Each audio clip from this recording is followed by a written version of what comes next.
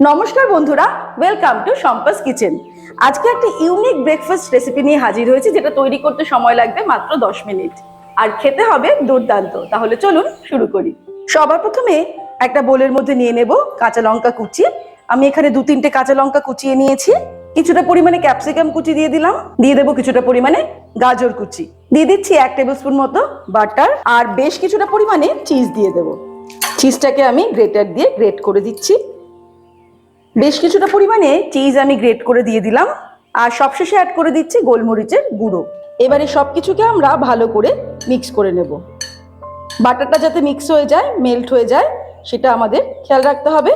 ব্যাস, আমি একটা স্প্রেড তৈরি করে নিলাম। এবারে আমরা চলে যাব পরের স্টেপে। এবারে একটা তাওয়া গরম করে আমি পাউরুটি সেঁকে নেব। 4 পিস ব্রেড নিয়ে নিয়েছি। এটা আপনারা যে কোনো ব্রেড নিতে পারেন, হোয়াইট ব্রেড অথবা ব্রাউন ব্রেড, দুটোই কিন্তু করা যেতে পারে। মিডিয়াম ফ্লেমে আমি একটা সাইড একটু সেঁকে নেব। এরকম যখন অল্প অল্প সেঁকা হয়ে যাবে, তখন আমি ওভেনটাকে অফ করে দিচ্ছি আর ব্রেডগুলোকে আমি তুলে নেব। যে সাইডটা আমি সেঁকে নিলাম সেটা আমি ওপর দিকে রেখেছি। এবারে আমি এর মধ্যে এই স্প্রেডটা দিয়ে দেব। তারপরে এটাকে আমি একদম এজ বরাবর স্প্রেড করে দিচ্ছি।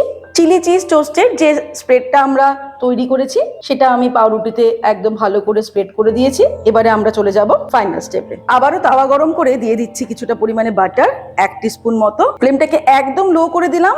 এবারে তাওয়া বরাবর বাটারটাকে আমি স্প্রেড করে দিচ্ছি। একটা ব্রাশ নিয়ে নিয়েছি। স্প্রেড করার পরে এবারে আমি ব্রেডগুলোকে বসিয়ে দেব। এবারে ফ্লেমটাকে লোতে রেখে এটাকে ঢাকা দিয়ে রান্না করব 3 মিনিট। 3 মিনিট পর ফিরে আসছি। 3 মিনিট হয়ে গেছে। চিজও কিন্তু একদম মেল্ট হয়ে গেছে। আমি সামনে থেকে দেখিয়ে দিচ্ছি। চিজটা কিন্তু সম্পূর্ণ মেল্ট হয়ে গেছে। এবার আমি ওভেনটাকে অফ করে দেব আর সার্ভ করে দেব গরম গরম চিলি চিজ টোস্ট। ব্যাস, 10 মিনিট খরচ করে তৈরি হয়ে গেল দুর্দান্ত টেস্টি চিজ চিলি টোস্ট। এটা আমরা সকালবেলা ব্রেকফাস্টে, দিন তাড়াহুড়ো থাকবে, মাত্র 10 মিনিটের মধ্যে তৈরি করে ফেলতে পারবো।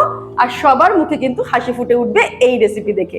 আজকের রেসিপিটা ভালো লাগলে রেসিপিটাকে লাইক করতে আর শেয়ার করতে ভুলবেন না। আর এরকমই দারুণ দারুণ রেসিপির আপডেট পাওয়ার জন্য সম্পাস কিচেন চ্যানেলটিকে সাবস্ক্রাইব করে নিন।